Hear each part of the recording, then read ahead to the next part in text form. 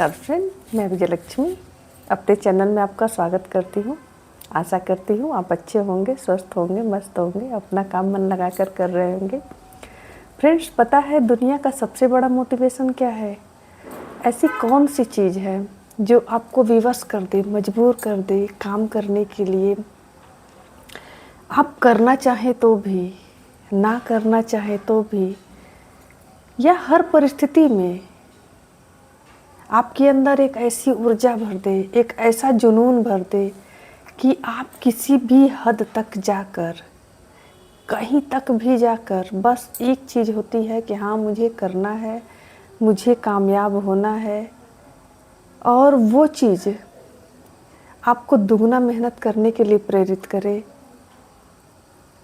आपको एक ऐसे उसमें लगा दे कि नहीं, आप जब तक आप सफल नहीं हो जाते हैं तब तक आपको चैन नहीं मिलेगा, ना आपको चैन से बैठने नहीं देते, चैन से सोने दे।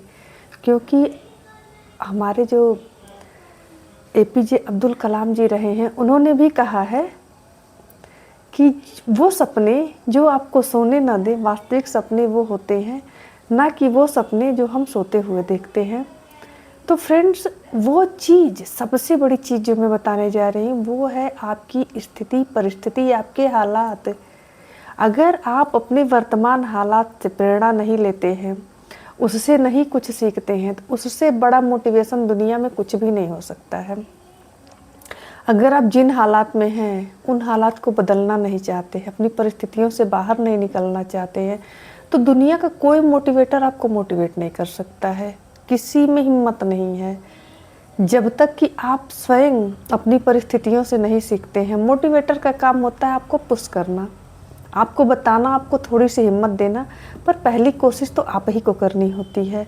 और अगर आप अपनी परिस्थिति, अपने हालात को देख के भी आपको कुछ हो नहीं रहा है, आप कोई कोशिश नहीं कर रहे हैं, तो बस एक आप कोरी कल्पना कर रहे हैं, या आप कुछ करना नहीं चाह रहे, बस बातें करना चाहते हैं। क्योंकि जब करना चाहेंगे तो आप उठेंगे, आप प्रयास करेंगे, आप कुछ करेंगे ज़रूर। और अगर आप नहीं कर रहे हैं, अपनी जगह पे बैठे हुए हैं, तो मतलब है कि आप जिन परिस्थितियों में हैं उसमें रहना चाहते हैं, उसको बदलना आप नहीं चाहते हैं, बस आप बात करते हैं। आप रोज़ सुबह उठिए और सोचिए कि आज मैं अपने लिए क्या अच्छा कर सकती हूँ, क्या अच्छा कर सकता हूँ। शाम को सोचिए कि आज मैंने पूरे दिन क्या किया, कल मैं इससे बेहतर क्या हो सकता है, परसों और इससे बेहतर क्या हो सकता है।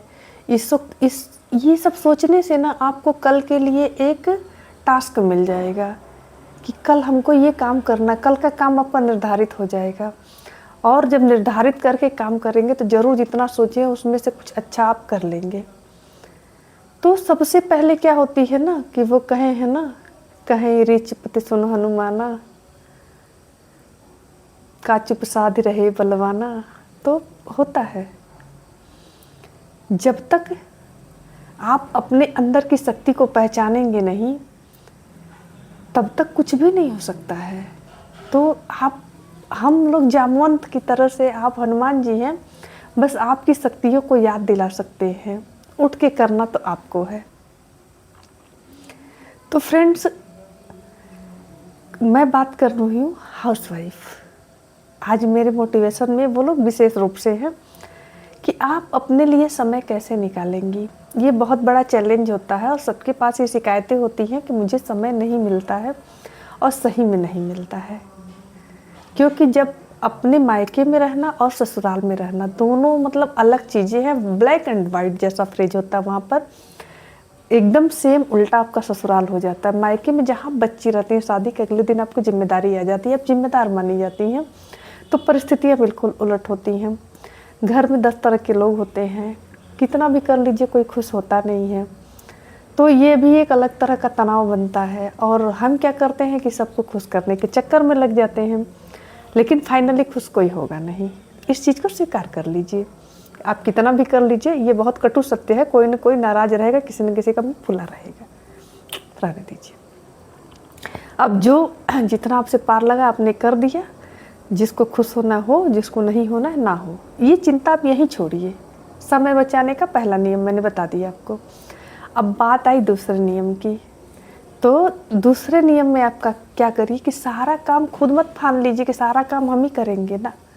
घर में 10 लोग हैं तो प्यार से बैठा के उनको बांट दीजिए कि मुझे भी थोड़ा समय दीजिए, मैं भी कुछ करना चाहती हूँ, थोड़ा सहयोग करेंगे तो मैं कुछ कर लूँगी, तो इस परिवार इस घर के लिए भी अच्छा होगा। आप अपनी बातों को रख सकती हैं। तो कुछ लोगों में कुछ सहमत होंगे, कुछ असहमत होंगे, आपका काम हो सकता है। और सबसे पहले अगर आपके पति सहमत हो गए तो आपका 90% काम हो जाएगा। कोई सहमत हो ना हो, बाकी 10% आप कर लेंगी, आपका काम हो जाएगा। तो सबसे बड़ा आप उनको सहमत कर लीजिए, आप एक किला फतह कर ली। दूसरा टिप्स हो गया। तीसरा टिप्स है कि बच्चे पढ़ने नहीं देते हैं, ये सबके बच्चे करते हैं।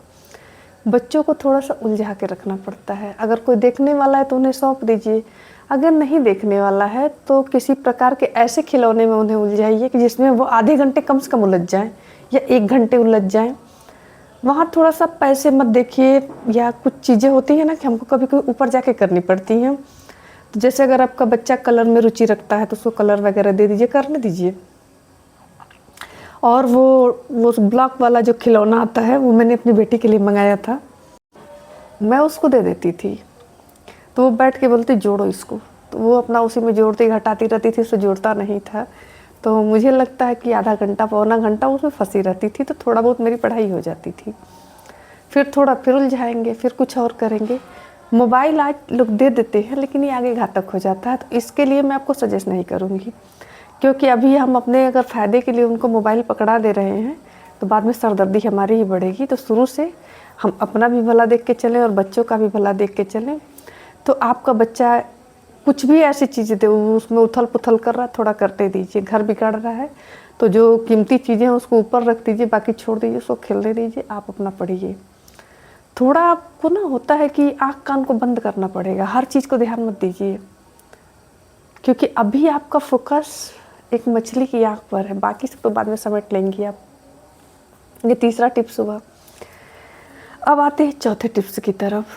थोड़ा सा क्या होता है ना कि हमको होता है, हम सबको बांध के दुनियादारी जो होती है थोड़ी सी स्लो करनी पड़ेगी कुछ दिन के लिए, जब तक कि आपका टारगेट पूरा नहीं हो जाता है। तो कम मत करिए, मतलब बंद मत कर दीजिए, लेकिन थोड़ा कम कर दीजिए और थोड़ा मिनिमाइज कर दीजिए उसको। और वो समय आप अपनी पढ़ाई के लिए उपयोग कर सकती हैं। और थोड़ा ना कह दीजिए, अगर कोई चीज़ आपको कोई कहता है तो प्यार से ना कर दीजिए कि नहीं अभी मैं व्यस्त हूँ, अभी मैं ये काम नहीं कर पाऊँगी, बाद में देखते हैं, समय मिलेगा तो जैसा आप कहेंगी वैसा होगा। तो थोड़ा सोशल एक्टिविटी और जैसे फ़ोन सोशल मीडिया से थोड़ी दूरी बनानी पड़ेगी, क्योंकि समय हमको बचाना है, काम हमको करना है, तो कोई और सहयोग नहीं करने आएगा। और 24 घंटे का 25 घंटा नहीं होगा, इसी 24 घंटे में निकालना है, तो दिमाग हमें ही लगाना पड़ेगा। क्योंकि मैं बता रही हूँ, इस दुनिया में बेकार किसी भी चीज़ की इज्जत नहीं है। चाहे वो आप उदाहरण से लीजिए कि पेड़ का पत्ता भी पीला पड़ता है तो पेड़ गिरा देता है। तो अगर आप किसी पे बोझ बनेंगे, उसके लिए यूजफुल नहीं है, तो कोई भी हो आपको वैल्यू नहीं देगा। तो अगर अपनी वैल्यू मतलब करानी है तो अपनी कीमत आपको बतानी पड़ेगी कि आप वैल्यूएबल हैं, आप कीमती हैं, आप किसी से कम नहीं हैं। इस चीज़ को आप अपनी मेहनत और अपने जुनून और अपने गुणों से ही साबित कर सकती हैं। तो इसमें बहुत संकोच करने की ज़रूरत नहीं है। आप जॉब करिए ना करिए, लेकिन एक वो अपनी पर्सनालिटी रखिए कि हाँ कभी ज़रूरत पड़ेगी तो मैं कर लूँगी। सामने वाले को ये हो कि ये बेकार नहीं है, ये जब चाहेंगी तब कुछ ना कुछ कर सकती हैं। ये पर्सनालिटी महिलाओं के लिए बना के रखना बहुत ज़रूरी है, उनके आत्मसम्मान के लिए, उनके सामाजिक सम्मान के लिए, हर तरह के सम्मान के लिए, पति की नज़रों में सम्मान के लिए, बच्चों की नज़रों में, वरना कोई वैल्यू नहीं देता है। अगर आपने अपने पर ध्यान नहीं दिया, अपने पर काम नहीं किया, शायद मैं सही कह रही हूँ, मेरी बात को अगर कुछ लोग भी सहमत हो बताइएगा ज़रूर। अब लास्ट जो है अगला पॉइंट मैं बता रही हूँ समय बचाने का, कि जो काम पैसे से हो सकता है उसको खुद करने की कोशिश मत करिए, क्योंकि समय चला जाएगा तो पैसे से अब वापस नहीं आएगा। अगर आपके घर के कुछ काम जो मेड रखने से या कपड़े बाहर देने से धुलवाने से या कुछ भी ऐसा जो कोई सहयोग आपको पैसे लेकर कर दे रहा है तो आप ले लीजिए फ़िलहाल के लिए, क्योंकि आपको समय की ज़रूरत है। पैसा कमाने के लिए ही आप समय को बचा रही हैं, तो पैसा खर्च करके सोच लीजिए कि आप समय खरीद रही हैं, थोड़े दिन के लिए घाटा बर्दाश्त कर लीजिए। बाकी जब आपका सब सही हो जाएगा तो वो पैसा तो आपके एक दिन की कमाई से निकल जाएगा, या एक महीने की कमाई में आप सारा बराबर कर लेंगी। तो ये मैंने कुछ छोटी टिप्स बताई जो हाउसवाइफ अपने घर में प्रयोग करके समय बचा सकती हैं और अपने सपनों को साकार कर सकती हैं। अगर मेरी बातें अच्छी लगी होंगी तो प्लीज़ लाइक, सब्सक्राइब और कमेंट ज़रूर करिएगा। मुझे मोटिवेशन मिलेगा तो मैं अगला वीडियो ज़रूर बनाऊंगी। मिलते हैं अगले वीडियो में, तब तक के लिए नमस्कार।